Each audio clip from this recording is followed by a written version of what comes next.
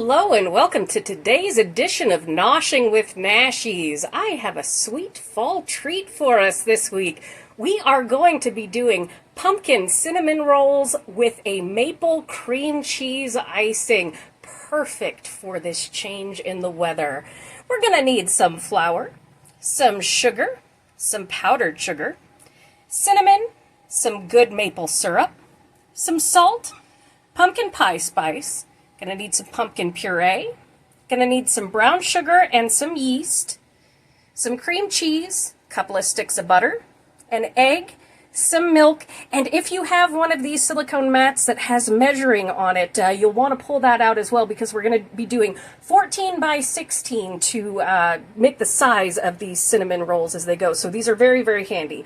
All right, I'm going to go warm up my milk and let's get started. All right, let's get this party started. In my bowl here, I'm using a metal bowl because it's handy, I have 1/4 cup of sugar, and I'm going to come in here with 3/4 cup of warm milk. I want it between like 105 and 110 degrees.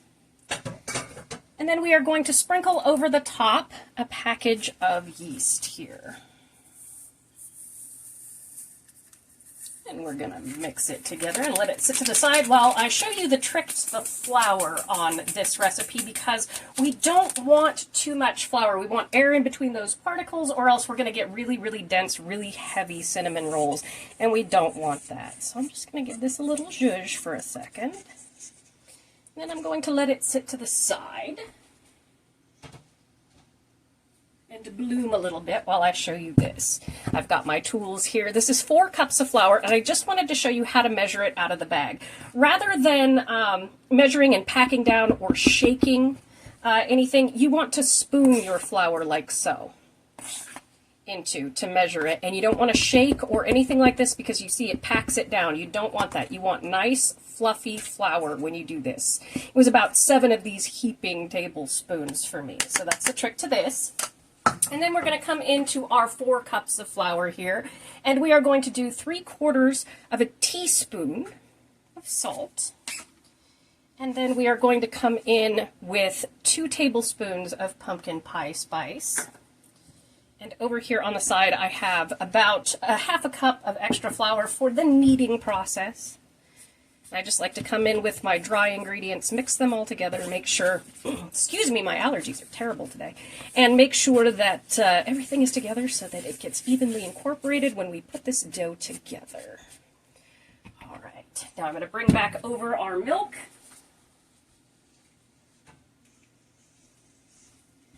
Our sugar, our yeast here.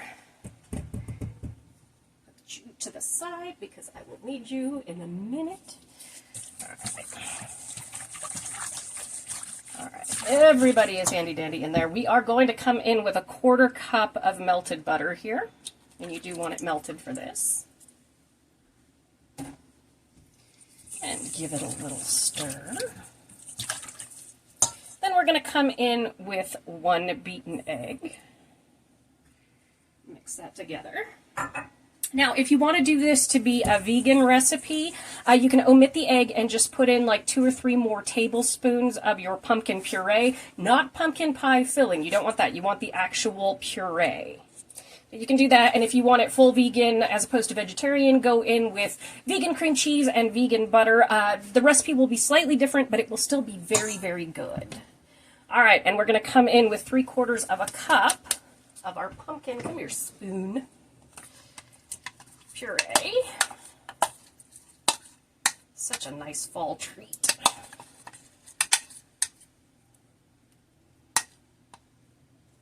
Because pumpkin can act as a substitute for eggs, much like a banana can in baking. We really want to make sure to get everybody well incorporated here. Make sure that yeast is down in there. Oh, it already smells like a pumpkin pie. It's yummy. All right. And you can naturally omit the pumpkin pie spice if you want and just do it cinnamon. That's perfectly fine as well. That comes into the filling a little later on. Okay, now we are going to start incorporating our flour into our liquid mixture here.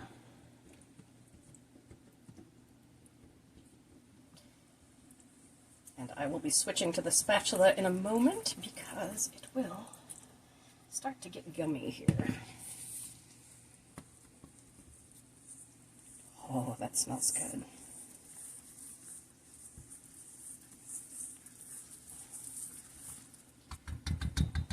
All right, now to switch over back to you. We're going to dump in the rest of our flour.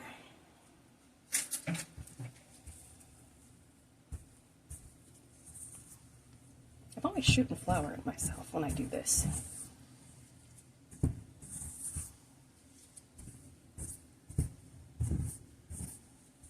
Oof. Oh, it smells so good. These are kind of like pumpkin cheesecake cinnamon rolls. Very good. Just make sure you've got everybody like this. That looks good. I'm going to flour up my surface here. That's why I love these pie sheets, these silicone pie sheets. It's because they are handy dandy. Just turn everybody out, and what I'm going to do when I'm done kneading this, we're going to knead this for about 8 to 10 minutes. You can obviously use a stand mixer if you have it. I'm going to do it by hand because I don't have one. I'm just going to clean out my metal bowl, and I'm going to put some oil in there because after I finish kneading, we will put our dough in there and let it rest for an hour. So I'm going to put this all together. You can watch me knead in fast motion.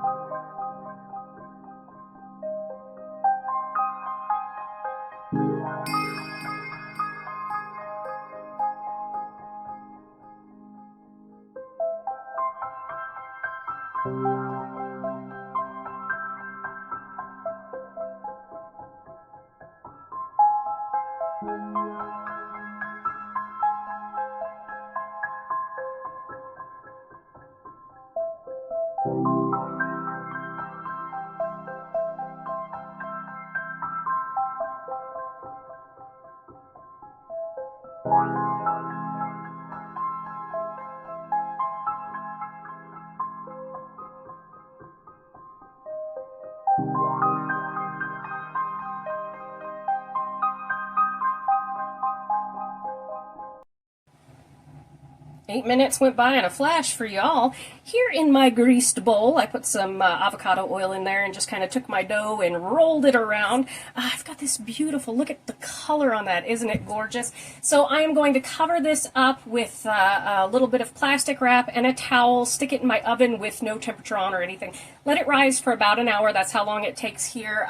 Give or take for you, you want it to double in size.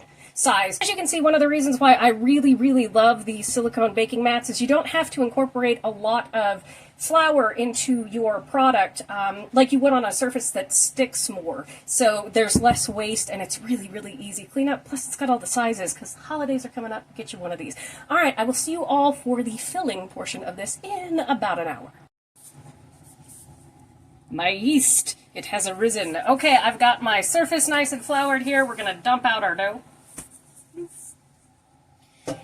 And that's why I like this silicone mat, is because it has the inches, centimeters, whatever you need on the side here, because we're going to go 16 inches long by 14 inches wide. I have my rolling pin here, and we are just going to go ahead and roll out our dough on this nicely floured surface. Oh my goodness, it smells so good. Oh, and if you don't have a proper rolling pin, a wine bottle, a Pam can, anything like that will work. Just put some, make sure it's clean and put some plastic wrap on it, and you won't have an issue.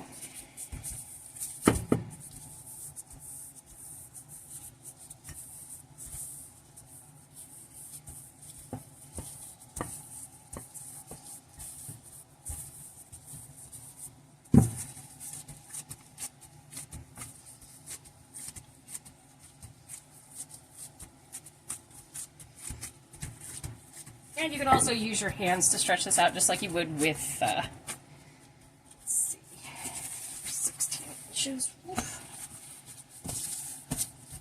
with a pizza dough or anything like that. This is a really, really easy dough to play with, which is something that I like about it.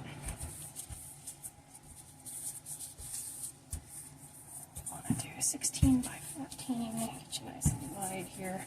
But get it as rectangular as possible so that everything gets nice and evenly distributed.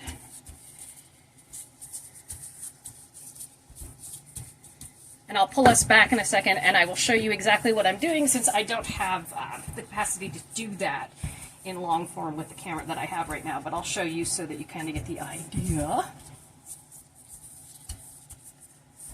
of what it looks like. Just as even as possible.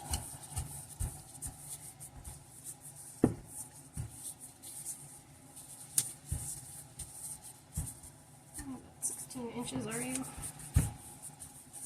And not, 16 fake inches, but 16 real inches. Oh, and I forgot the portion there where I was talking about making it vegetarian or vegan. You can replace, obviously your milk with a nut milk or something like that, and oat milk as well. Okay, are we at 16? I believe we are. And we are definitely at 14. It's looking like a snack already. Oh, this smells so good. Make sure everybody is doing what they should be. Okay. And let me show you here, I have 2/3 cup brown sugar and 1.5 tablespoons of cinnamon I have mixed together in this bowl here. This is our filling. And I have 1/3 cup of really soft butter. Let me pull you back so I can show you what this looks like. All right, this kind of shows you where the measuring lines are here. Gives you the whole by 16. Okay. All right, now we're going to come in and we are just going to smear our butter on here. I'm going to be using my hands. Well, actually, no, I'll start out with a spatula. I'll probably end up using my hands, though. And you want to, at your far end, leave about 1/2 inch empty, because that's where we're going to seal it at the end. Again, this is about 1/3 cup of butter. You can use a little bit more if you like, no biggie.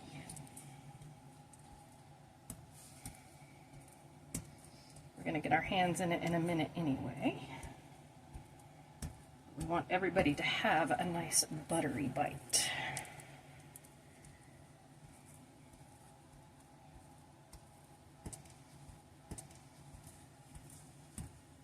And behind me I have a 9x16 baking dish that I have sprayed with nonstick spray, and I have put some parchment paper in there, because when cinnamon rolls bake, the sugar and cinnamon mixture does extract water from the environment, so from our dough, from our butter, everything.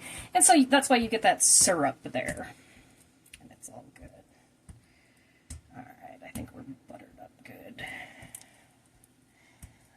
Don't you butter me up, buttercup baby, when you let me down. Okay. Yeah, indulge me. Okay. All right, now we're going to come in with our cinnamon sugar mixture. We are going to smash it in with our hands. And I'll pull back again and show you what this looks like in just a second, so you can kind of get an idea.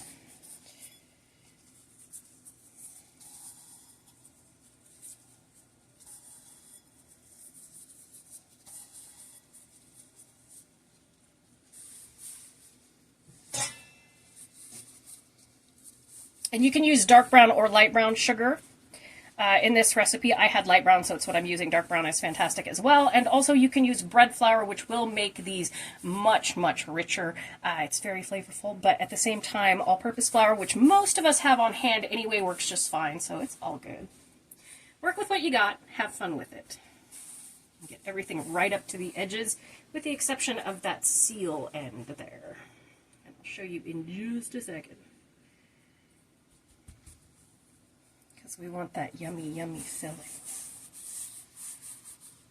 All right, let me take off my glove and I'll show you what I'm doing. All right, you can see it there. It is 16 by 14, and I've got it spread almost up to the edge there. Now, from this end over here, this is where we are going to roll, and then we are going to seal over on this end here. See, you can see my finger, yes. This end here is where we're going to seal. So that's what I'm going to do now. All right, we're going to do a nice tight roll here. Slow and steady wins the race when doing this. Because you know that middle is so yummy and ooey gooey. And don't smash as we're rolling here. Slow and steady to a nice log.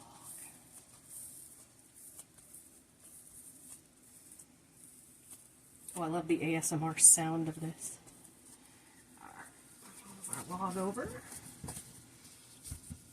And you can see, this is where we want to seal it on this side, just kind of press. You can actually trim off some of the edge if you want to. I'm not going to. I don't waste anything. Let me adjust my camera angle, and then we will cut it up here. All right, you can see here I made some marks because, you know, you got to do the maths to it to cut everything about the same thing. We want 12 cinnamon rolls. You want to use a serrated knife to do this, because we don't want to crush. So we're just going to go, you'll see me in just a second, come through here. And we have the lovely cinnamon rolls here. So we're just going to cut gently. Again, you'll see me come into frame here in a second. Make sure you're not cutting into your silicone mat as well, but they come out so lovely. That's where these baking mats come in handy as well, because they do have the measurements on them, and so you can kind of get this. I mean, just look at that.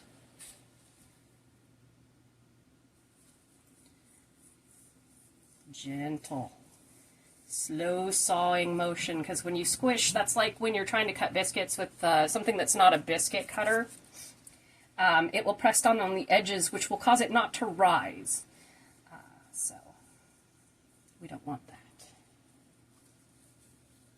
And if your seal comes apart a little bit, don't worry about that, because when we place them together in the pan, they will seal together.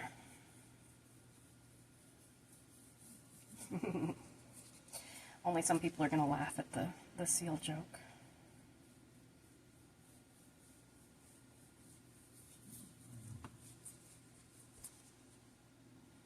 Alright, so here are our cute little pinwheels. I'm going to go grab my baking dish, and I will see you in just a second.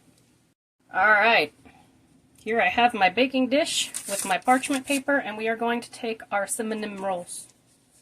And we are going to place them like so, with my knee, into our baking dish. And if you don't have parchment paper, that's perfectly fine. Just spray it well, and know that there will be a little bit of that sugary syrup. This is why I say, if you don't get a perfect seal, it's okay. They are going to hang out together like so. Let everybody chill out here. And these are, we are going to cover these and let them rise for 30 minutes while our oven is preheating to 350 degrees. I will see you when these poof up. All right, it's been about a half an hour, and they have done a beautiful poof, as you can see. I'm going to put them in a 350-degree oven for 20 to 25 minutes until the edges are nicely golden brown, and then we will whip up some frosting for these while they're cooling. I'll show them to you when they come out of the oven. See you in a bit. Look at these beauties fresh out of the oven. Let's let these cool down for, 15-20 minutes and go make some frosting in the meantime. All right, frosting time. In here, I have 4 ounces of cream cheese and 1/4 cup of powdered sugar, which is about 4 tablespoons. We're going to come in with a pinch of salt. We're just going to go shunk, shunk. And then we're going to come in with 4 tablespoons of our very good maple syrup here. They have this at Costco. We always grab it when it's in season because it's very tasty. Get a handle on it. We're going to do 4 tablespoons here. 1, 2, 3, and 4.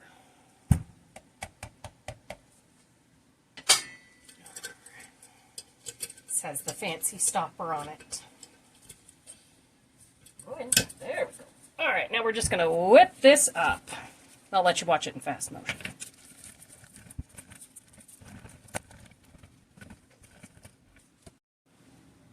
I'm actually going to stick this in my fridge for just a few minutes because you can see it's quite liquidy. It's very warm in my house. It's still in the 90s here during the day. So I'm going to let my cinnamon rolls finish cooling off. I'm going to let this chill down just a little bit so that it's a little more solid, and I'll come back and frost it and do the finale. See you in just a bit.